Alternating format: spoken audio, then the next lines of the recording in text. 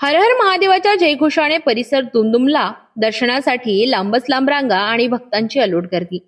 तिवसा तालुक्यातील प्राचीन धामंत्री येथील नागेश्वर महादेव मंदिरात महाशिवरात्रीनिमित्त हजारो भाविकांनी हजेरी लावली.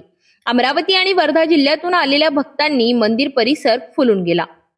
महाशिवरात्रीच्या पावन पर्वावर धामंत्री येथील प्राचीन नागेश्वर महादेव मंदिरात पहाटेपासूनच भाविकांची मोठी गर्दी पाहायला मिळाली.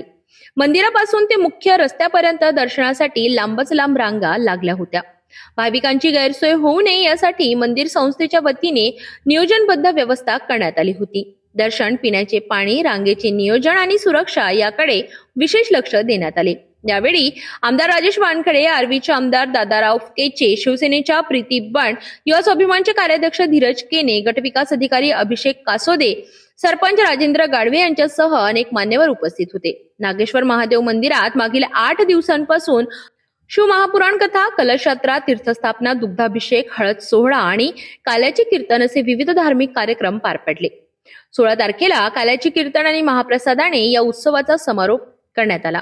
दरम्यान शिवशंकराच्या वेशभूषेत आलेल्या यशवर्धन पनपालिया आणि शिव पनपालिया यांनी सादर केलेल्या नृत्याने सर्व भाविकांचे लक्ष वेधून घेतले. या संपूर्ण कार्यक्रमासाठी मंदिर संस्थेचे अध्यक्ष कैलास पनपालिया यांच्यासह सर्व विश्वस्तांनी विशेष परिश्रम घेतले.